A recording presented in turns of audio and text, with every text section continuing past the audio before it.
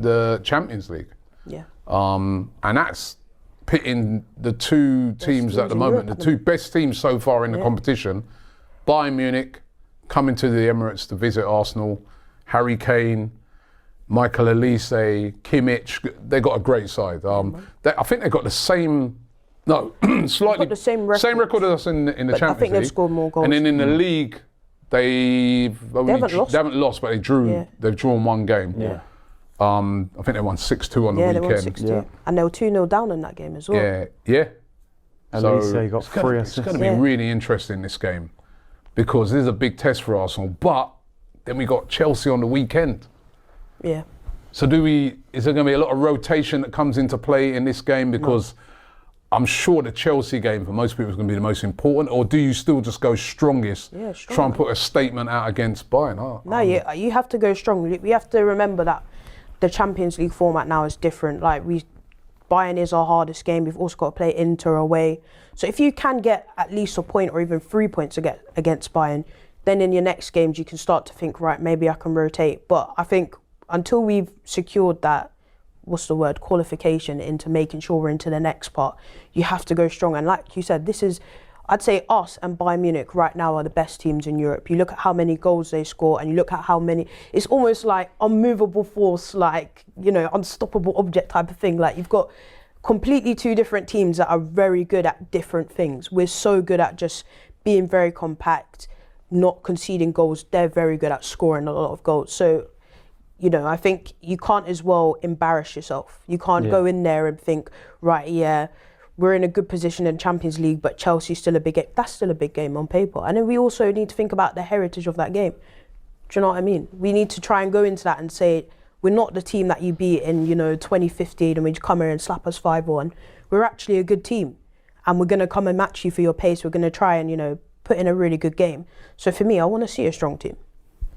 Yeah, listen, for me, the bigger game in the week is Chelsea out of the two. However, you can't rotate so much that you get a heavy defeat and then your confidence is shot going into the Chelsea game. So I do think he'll rotate a little bit, but at the same time, you want to send a message out to Europe that, we're not just beating Slavia Prague. If we beat Bayern Munich at home, imagine the confidence that would give us moving forward. All of a sudden, you're thinking, I saw Gary Neville saying he thinks Arsenal can win the Champions League. He's saying defensively over 2 legs, we're as good as anybody. So got to semis last year. Yeah, exactly. So I think for Arsenal, have a go. I'm not feeling loads of pressure going into this game.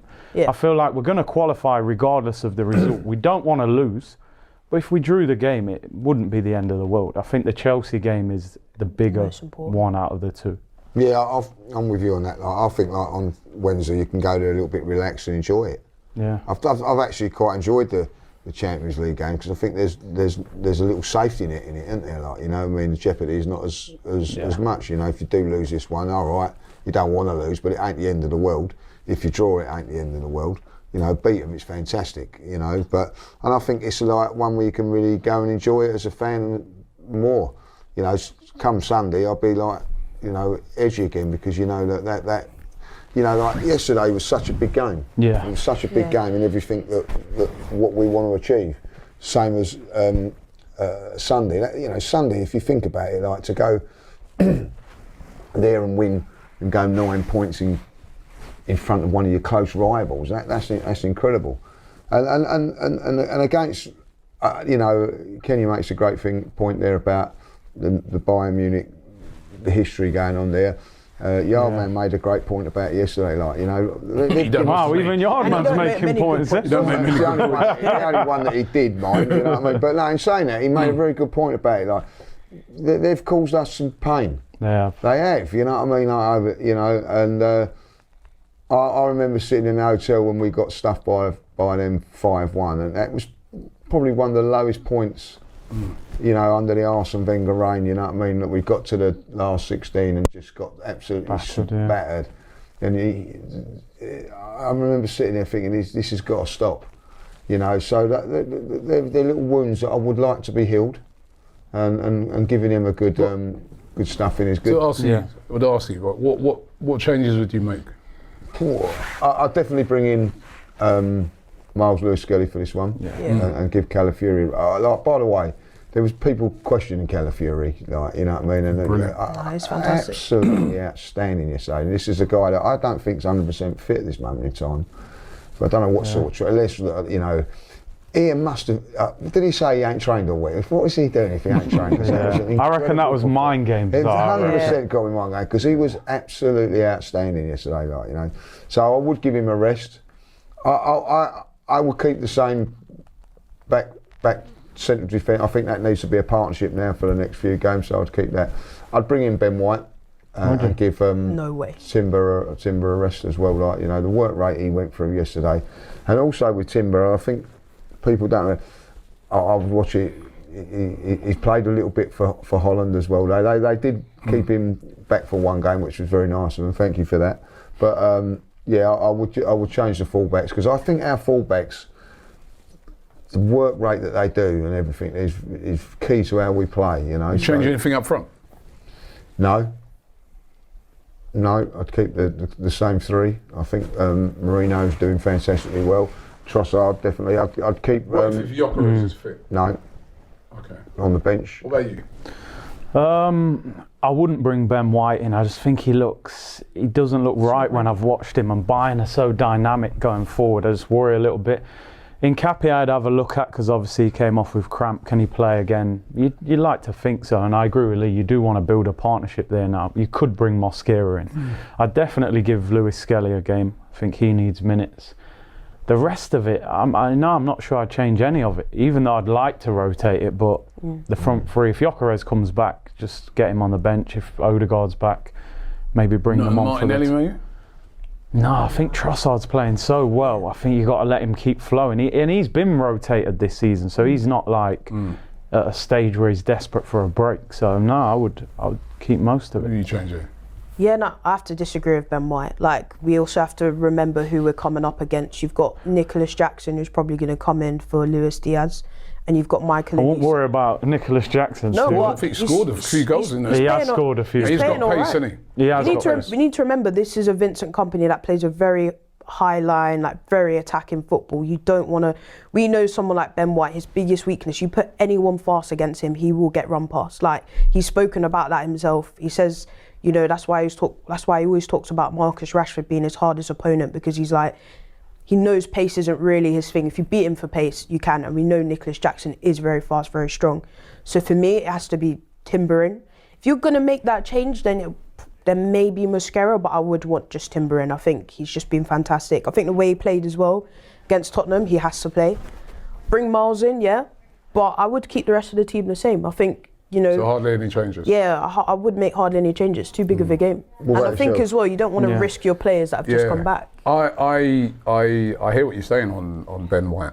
But he also needs minutes, though. We need to start playing this guy as well, because, you know... Play him against, what's that team? You got Kai Rat, whatever. Play him against No, but them. you know what it is, right? We've got a busy Christmas period coming up, right? We need players we up need to him speed. up and running. Right, and I think I would be looking at playing Ben White. Ben White and Lewis-Skelly. If Gyökeres is fit, I'd start him as well. Before Sunday, I would have probably put Odegaard in as well to get him back, but how well Eze played, you can't drop him. He's got to stay in there. He's just scored a hat-trick at the Emirates, you know. Yeah, so maybe Martinelli in for Trossard, because I do look on it and I think that's still a strong side. Yeah. And I do look on it and say that game at the weekend's a huge game. And the good thing about it is that they also have a tough game. Yeah. They got Barcelona. Yeah. Right, so they've got a tough game, we've got a tough game. So both teams so they're not going to maybe be able to make last season for Chelsea. Yeah. When they was in the Conference League, it could make a wholesale change, and everyone's got their feet up at home. Barcelona, and they're not secured yet in that top eight. I think if you notice, they made a few changes against Burnley. They left out Caicedo. So I think that they're going to go very strong for that game. But I agree with you guys as well. It is a game, I thought about it a lot overnight. It is a game that if we could win that game, draw's not the end of the world, but go in with momentum. You don't even want to lose that game, lose a bit of the momentum, go in with a bit of doubts in your mind. Are we going away Stamford Bridge? Especially if they beat Barcelona and then say we lost, they'd be like a little bit of a psychological shift. You know, they'll be like, yeah, we beat them with 3 points behind. We know they're quite an attacking team. So, yeah, I don't think he's going to be, based off of what I've seen him do this season, he ain't going to make many changes. No, it's really interesting about the changes because you know, like I think as soon as we finish Chelsea, we've got Brentford. Yeah, that's what I'm about to say. On following week, during the weekend. That's where maybe you can play a Ben White. I agree with you. That's where maybe you can play a Ben White if you want. You can play a Ben White in that sort of game there, but Brentford ain't like no mugs. Yeah. So you've got to get these players up and running somewhere, and I do think like with the Ben White situation, there is a little bit of leeway in this game. You know what I mean? Like you know, and all I'm saying is that. Look, listen, if Timber's the man at the moment, like, you know, but what I'm looking at is I want Timber for the whole season, like, you know what I mean, like, and those. So if you can rest him against Bayern Munich, rest him against Brentford, and Ben White's getting games, I think that's good. If you have a look on the other side, Calafiori gets rested out quite a lot. Yeah. Timber's having to play a lot, and I watched him yesterday.